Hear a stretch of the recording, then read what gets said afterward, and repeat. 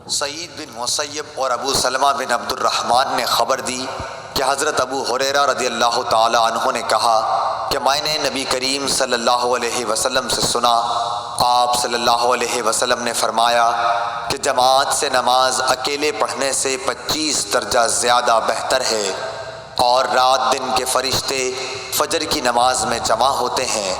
پھر ابو ہریرہ رضی اللہ تعالی عنہ نے فرمایا کہ اگر تم پڑھنا چاہو تو سورہ بنی اسرائیل کی یہ آیت پڑھو، ان قرآن الفجر کان مشہودا، یعنی فجر میں قرآن پاک کی تلاوت پر فرشتے حاضر ہوتے ہیں۔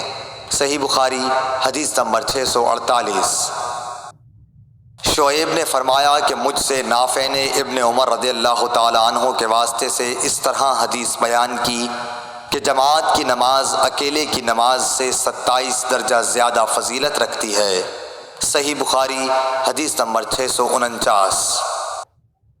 اعمش نے بیان کیا کہ میں نے سالم سے سنا، کہا کہ میں نے ام درداء سے سنا، آپ نے فرمایا کہ ایک مرتبہ ابو درداء آئے، بڑے خفا ہو رہے تھے۔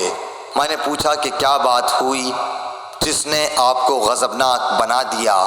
فرمایا خدا کی قسم، حضرت محمد صلی اللہ علیہ وسلم کی شریعت کی کوئی بات اب میں نہیں پاتا سوائے اس کے کہ جماعت کے ساتھ یہ لوگ نماز پڑھ لیتے ہیں۔ صحیح بخاری حدیث نمبر 650۔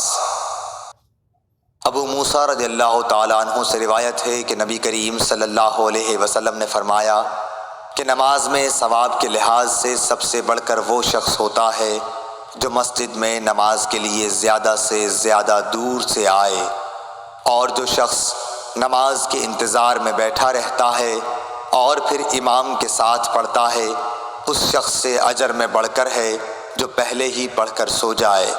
صحیح بخاری حدیث نمبر 651۔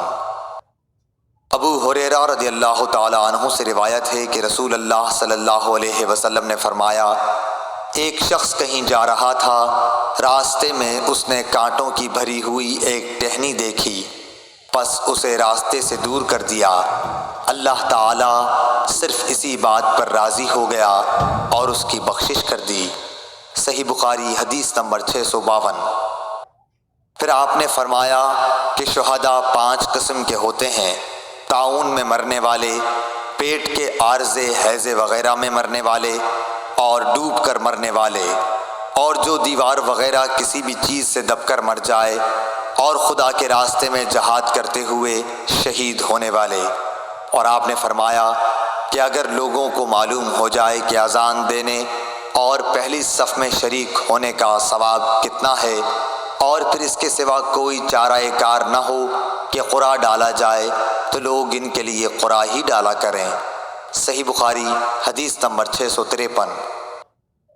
اور اگر لوگوں کو یہ معلوم ہو جائے کہ ظہر کی نماز کے لیے سویرے جانے میں کیا ثواب ملتا ہے، تو اس کے لیے ایک دوسرے پر سبقت لے جانے کی کوشش کریں، اور اگر یہ جان جائیں کہ عشاء اور صبح کی نماز کے فضائل کتنے ہیں تو گھٹنوں کے بل گھسیٹتے ہوئے ان کے لیے آئیں۔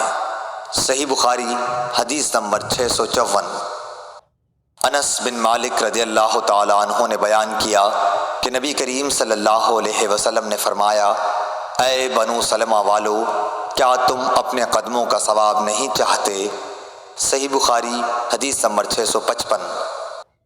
حمید طویل نے بیان کیا، کہا کہ مجھ سے انس بن مالک رضی اللہ تعالی عنہ نے بیان کیا کہ بنو سلمہ والوں نے یہ ارادہ کیا کہ اپنے مکان جو مسجد سے دور تھے چھوڑ دیں اور حضرت صلی اللہ علیہ وسلم کے قریب آ رہے ہیں تاکہ نماز باجماعت کے لیے مسجد نبوی کا ثواب حاصل ہو، لیکن حضرت صلی اللہ علیہ وسلم کو مدینے کا اجاڑ دینا برا معلوم ہوا۔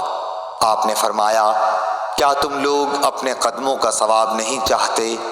مجاہد نے کہا سورہ یاسین میں وآثارہم سے قدم مراد ہیں، یعنی زمین پر چلنے سے پاؤں کے نشانات۔ صحیح بخاری حدیث نمبر 656۔ حضرت ابو ہریرہ رضی اللہ تعالیٰ عنہ سے روایت ہے، انہوں نے کہا کہ نبی کریم صلی اللہ علیہ وسلم نے فرمایا کہ منافقوں پر فجر اور عشاء کی نماز سے زیادہ اور کوئی نماز بھاری نہیں، اور اگر انہیں معلوم ہوتا کہ ان کا ثواب کتنا زیادہ ہے اور چل نہ سکتے تو گھٹنوں کے بل گھسٹ کر آتے، اور میرا تو ارادہ ہو گیا تھا کہ مؤذن سے کہوں کہ وہ تکبیر کہے، پھر میں کسی کو نماز پڑھانے کے لیے کہوں اور خود آگ کی چنگاریاں لے کر ان سب کے گھروں کو جلا دوں جو ابھی تک نماز کے لیے نہیں نکلے۔ صحیح بخاری حدیث نمبر 657۔ ابو قلابہ عبداللہ بن زید نے مالک بن حویرث سے روایت کیا ہے، انہوں نے نبی کریم صلی اللہ علیہ وسلم سے کہ آپ نے فرمایا، جب نماز کا وقت آ جائے تو تم دونوں اذان دو اور اقامت کہو، پھر جو تم میں بڑا ہے وہ امام بنے۔ صحیح بخاری حدیث نمبر 658۔